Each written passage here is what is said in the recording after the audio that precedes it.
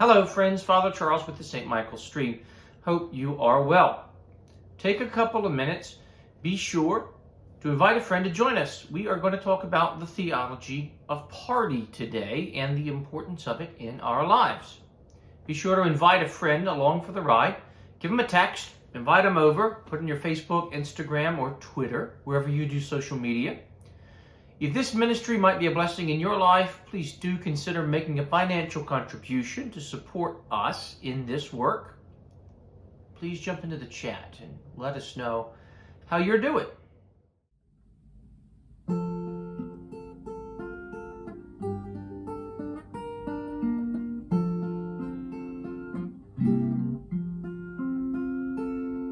Spirit of the living God, fall fresh on me.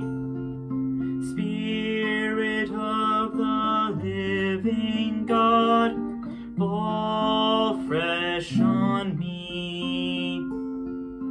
Melt me, mold me, fill me, use me, Spirit of the living God, fall fresh on me.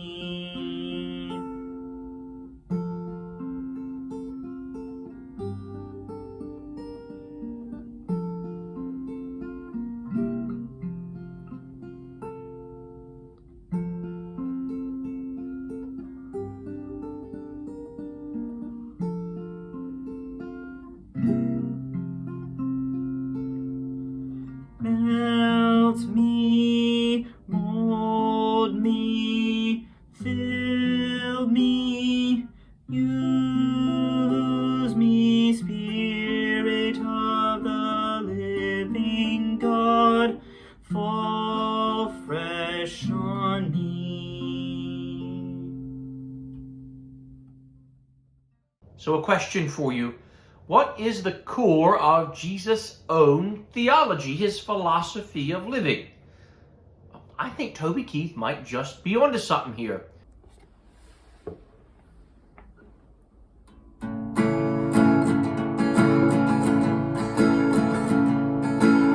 Let's look up, I fill you up. Let's have a party. Let's have a party. I love you. Let's look up. I lift you up. Proceed to party. Proceed to party.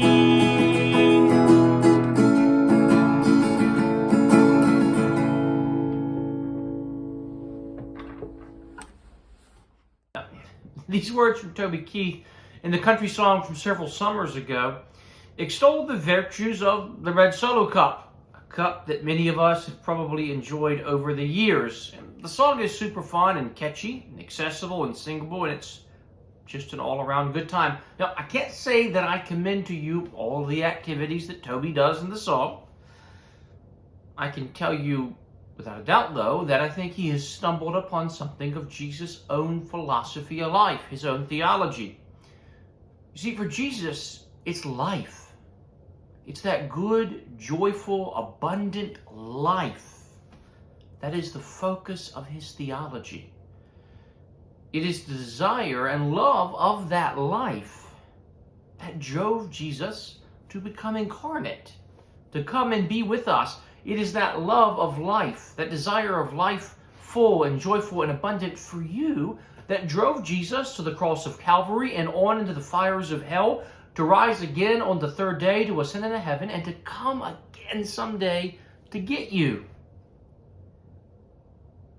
It is that joyful, abundant life that is the focus of Jesus' ministry while he is on earth. Perhaps this is easiest to see in John chapter 2 at the wedding feast of Cana. Oh, if they'd only had red Solo cups back then, what a party they would have had. Now, in the first century, weddings would have been loud, big family affairs with loads of extended family and their households and friends coming along for a week-long celebration of what God was doing in the lives of the couple and the joining of these two families together. There would not be a wedding trip like a honeymoon, but there would be a knockdown, drag-out, week-long party. Absolute pandemonium. And I think this is a tradition I can kind of get behind bringing back. Jesus is at such a party with his mom. Everyone wants to bring their mom to a party, right? At any rate, Jesus' mom is there with him, and she can see that they are running out of wine. It's day 3 into their 7-day-long celebration, and they're out of wine. This is going to be a problem. It's not just a social faux pas where we didn't really plan ahead. Ooh, let's run to the store and get some. But instead, it speaks to the virtue of the couple and of their families, because they lack the virtue of proper hospitality and care for people if they are to run out of the wine. Mary decides she is going to intervene. She tells Jesus, it's time to do something here. And Jesus says, woman, that's not my problem. Mary looks at the servants and says, look, just do what my son says, and it's going to turn out fine. Well, Jesus turns water into wine at the wedding of Cana, his first public miracle. Now, Jesus doesn't make a wee bit of wine, but makes 180 gallons of wine. To put that in perspective for you, that is about 900 bottles of wine, or about 9,400 red Solo cups with wine in them. Quite the feat. But in doing so, I think Jesus is embodying this philosophy, this ethic of party. Jesus comes into this couple's home at the wedding feast at Cana to go and to be with them, to celebrate with them, to be a part of that joy-filled, abundant life with them. He doesn't wait for them to come to synagogue or some holy place to find him and to be with him, but he's just out there with them in their everyday lives and in their celebrations. Jesus brings the presence of his holiness with him out onto the streets and into the dinner parties.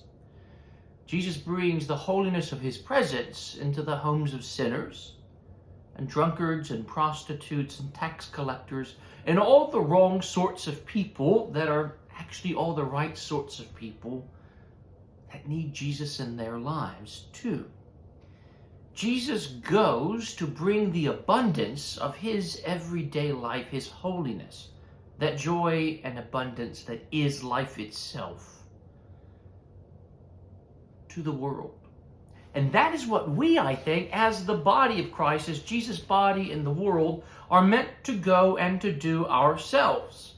We are meant to bring the presence of Jesus' holiness with us out into the world as well, so that they might know the joy and abundant life that only Jesus can bring.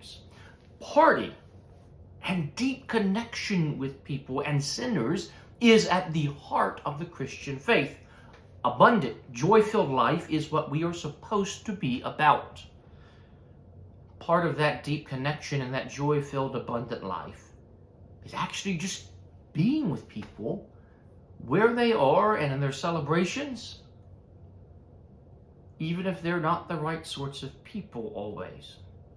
Now, there is a Presbyterian elder from South Carolina, James McBride Dabbs from South Carolina, who remembers what life in the church was like. And I think if I'm honest, and if you're honest too, that this might sound kind of like your experience. He says that growing up in rural South Carolina, church and religion was the opposite of life. Religion was a day and a place. Religion was Sunday, and the church, and almost everything else was life. Religion was a curious, quiet, and inconsequential moment in the vital existence of a country boy. It came around every week, sure enough, but it didn't seem to have much to do with the rest of life. That is, with life. The sign at Cana, though, tells us that Jesus serves a God who puts joy into life, who thinks it's a miracle to keep the party going as we celebrate people. You see, I think that when we as followers of Jesus spend our time lamenting or worrying about people just coming to church to be part of what we're doing in a fancy building we built for ourselves, we are turning our relationship and connection with the living God that's supposed to bring joy and abundance in life into a day and into a place instead of that good, joyful, and abundant life. When we as followers of Jesus spend our time ruminating about our own personal likes and dislikes to the detriment of being with people and the vitality of the goodness and joy and abundance that is life, we miss the point of what we're supposed to be doing as followers of Jesus.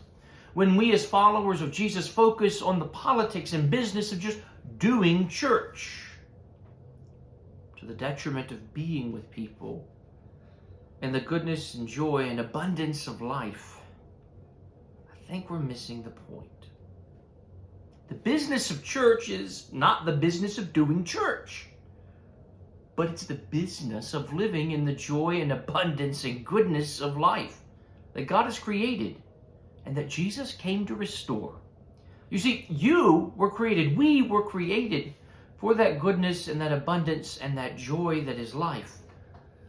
It's what Adam and Eve were created for in the Garden of Eden, and it's what they enjoyed when they walked with the Lord in the cool of the garden. But that goodness and joy and abundance was lost to sin. But Jesus comes to redeem us for even better. Jesus comes to not just restore us to goodness and joy and abundance, but to give us the fullness of joy and abundance with Him. Jesus then goes into the homes of sinners and ordinary people. Jesus goes out into the world to dinner parties and to weddings and feasts and all sorts of places to be with people. Jesus celebrates with people and helps them to reclaim the goodness and joy and abundance of life.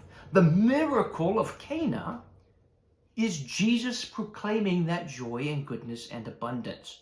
And Jesus' miracles when He heals people in the worst times of their lives, when He makes the blind see and the deaf hear and the lame walk, when He raises the dead in the gospel accounts, Jesus is proclaiming that party in heaven with the goodness and joy and abundance of life. And the heaven that Jesus bids us to follow Him to in John 14 is where that party finds its culmination. Thomas says in John 14 that, Lord, we don't know where you're going. And Jesus says, yes, you do. I am the way and the truth and the life. Come follow me and you'll find your way to the Father. Well, if we are to follow Jesus, then we got to pick up our red solo cups and go out in the world to be with people, to celebrate with them, to make that deep connection with them. To allow other things to crowd that celebration of joy and goodness and abundance out is sin. To allow or even encouraging the following of Jesus and that life of discipleship to be reduced to just a specific thing that we do in a specific building on a specific day that just sucks all the vitality and life and joy and abundance and goodness out of it is sin. To try to limit that to an hour a week is sin. Jesus is out in the world partying and celebrating and being with people, inviting them into that goodness and joy and abundance. And it is where you and I and we as His people are called to live. Jesus is a little bit like Toby Keith in that regard. He goes to be with people, to love and to celebrate and to live with them. He goes out to be in their lives and make deep, meaningful connections. And through those parties, and yes, He might have even brought the first century equivalent of some red solo cups from time to time. Part of what we are trying to accomplish here at St. Michael's is to embrace and live into that theology of party. It is what our Tuesday night suppers are about. It is what would Jesus brew? Join us on the 20th of this month at Savagecraft Ale Works, 6 to 8. Holy Revenge is the topic for that. It is what the monthly fun activities that we do are about, and is what so many other things we do are about. It is about building deep, meaningful connection and continuing the party to live into that joyful, wonderful, abundant life that Jesus brings. So go, get up, get out of here, and be about that abundant life. Bring some red Solo cups with you, and don't let anything relegate it to some specific time and a place again. Just go, be like Jesus.